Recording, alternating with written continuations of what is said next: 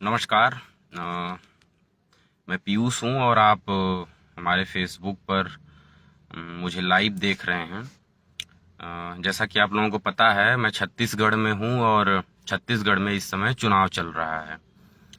भूपेश बघेल जो यहाँ के मुख्यमंत्री हैं, उन्होंने प्रदेश की जनता के लिए कुछ घोषणाएं की हैं और वो इतनी इम्पोर्टेंट घोषणाएं हैं कि आप मान के चलिए कि इन घोषणाओं से, इन 4 घोषणाओं से पूरे छत्तीसगढ़ की राजनीति की तस्वीर बदलने वाली है।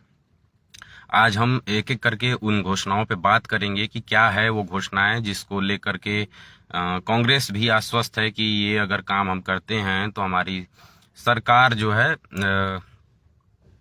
फिर से रिपीट होगी। और छत्तीसगढ़ का जो राजनीतिक माहौल है उसको देख करके लगता भी है कि कांग्रेस की सरकार फिर से यहाँ पर आ रही है। तो भूपेश बघेल ने कुछ घोषणाएं की हैं प्रदेश की जनता को लेकर के, उस पे आज हम बातचीत करेंगे। भूपेश बघेल जी ने पहली घोषणा की है कि छत्तीसगढ़ में सरकार बनते ही हम जातीय जनगणना कराएंगे।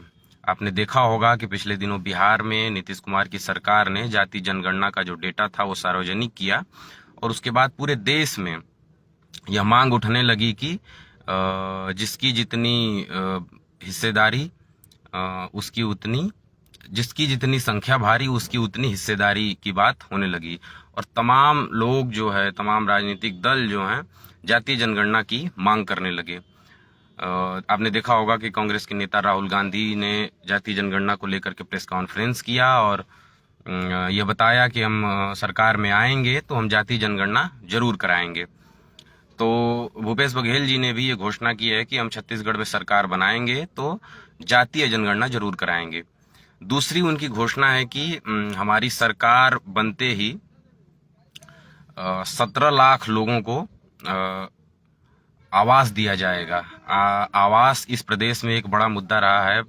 प्रदेश की भाजपा कमेटी ने लगातार यह आरोप लगाया है कि केंद्र की सरकार ने राज्य की सरकार को पैसा दिया है, लेकिन सरकार उस पैसे को सही यूज नहीं किया है, गरीबों को आवास नहीं दिया है। उसको लेकर के आंदोलन भी किया था, लेकिन उस आंदोलन बहुत सफल नहीं रहा था। तो भूपेश बघेल की सरकार ने घोषणा की है कि हमारी सरकार बनेगी तो हम इतने लोगों को आवास देंगे। तीसरी उनकी घोषणा है कि हम धान की खरीदारी जो है वो अब 20 कुंतल धान की खरीदारी हम करेंगे। काफी महत्वपूर्ण घोषणा है। पिछली बार जब भूपेश बघेल की सरकार ने जो है धान खरीदी और कर्जा माफी की बात की थी तो प्रदेश की जनता काफी उत्साहित थी और प्रदेश में भारी बहुमत से कांग्रेस की सरकार बनी थी। इस बार भी उन्होंने कहा है कि हम 20 कुंतल धान खरीदेंगे और पहले हम 2600 रुपए में धान खरीदे थे, अब हम 2800 रुपए और धीरे धीरे हम वो पैसा और बढ़ाते जाएंगे। प्रदेश में जो कृषि मंत्री हैं रविंद्र चौबे, उन्होंने कहा है कि हम छत्तीसगढ़ में तो हमारा पूरा प्लान है कि हम छत्तीसगढ़ में 3600 रुपए कुंतल के हिसाब से धान खरीदेंगे।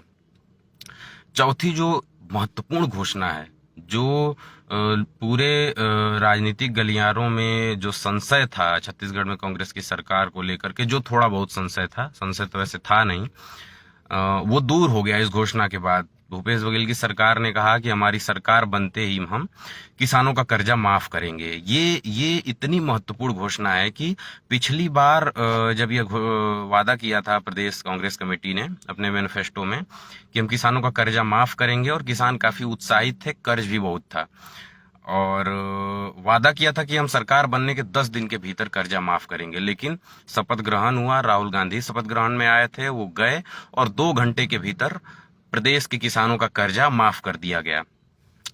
इस पूरे घटनाक्रम को लेकर के प्रदेश की जनता में एक विश्वास जगा भूपेश बघेल के प्रति, कांग्रेस पार्टी की सरकार के प्रति।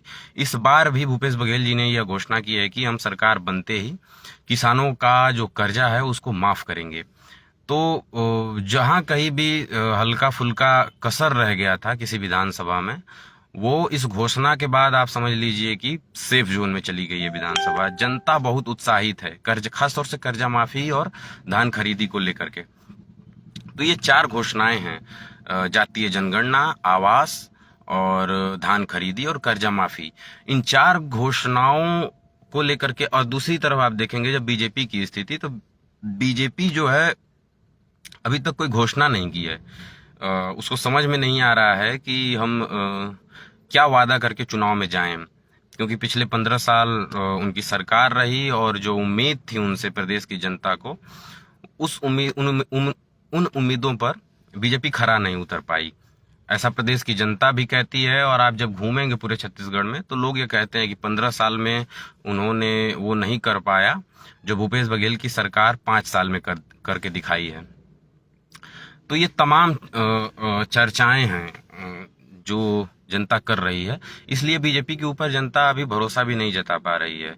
जनता ये कह रही है कि इनके पास 15 साल का मौका था, लेकिन ये उस तरह से अपने वादे पर खरे नहीं उतर पाए। धान का बोनस नहीं दिया, अंतिम 2 वर्षों का बोनस जो है लगातार जहां भी आप जाएंगे बात करेंगे तो जनता ये कहती है कि रमन सिंह की सरकार ने बोनस नहीं दिया हमारा। तो ये बड़ा मुद्दा भी है। और अभी तो ये वादा कर रहे थे बीजेपी के लोग कि हम सरकार बनाएंगे तो वो जो 2 साल वाला बोनस आपका बचा है उसको भी देंगे, लेकिन जनता एक तो कोई वादा कर रहा है कि हम आएंगे तो देंगे, और कोई दे दिया है। तो जो दे दिया है प्रदेश की जनता उसके ऊपर भरोसा कर रही है। और इस बार भूपेश बघेल की जो कांग्रेस की सरकार है प्रदेश में चल रही थी पिछले 5 सालों से, वो फिर से इन वादों के सहारे रिपीट हो रही है। तो ये जो 4-5 जो मैंने वादे बताए, 4 घोषणाएं बताई आपको, ये 4 महत्वपूर्ण घोषणाएं अब तक इस प्रदेश में कांग्रेस की सरकार ने किया है। बीजेपी की तरफ से अभी कोई उस तरह से घोषणा नहीं हुआ है।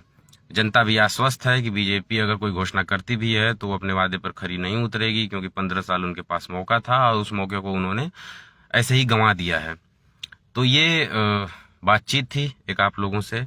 मुझे लगा था कि ये बातचीत आप लोगों के सामने होनी चाहिए। आपको ये समझना चाहिए कि कौन सी ऐसी 4 घोषणाएं हैं, कौन से ऐसे वादे हैं जिसके सहारे भूपेश बघेल की सरकार छत्तीसगढ़ में रिपीट कर रही है, और क्या कारण है कि बीजेपी यहाँ 15 साल सरकार चलाने के बावजूद भी इतने बैकफुट पर है और वो जो है किसी भी तरह से सत्ता में नहीं आ रही है।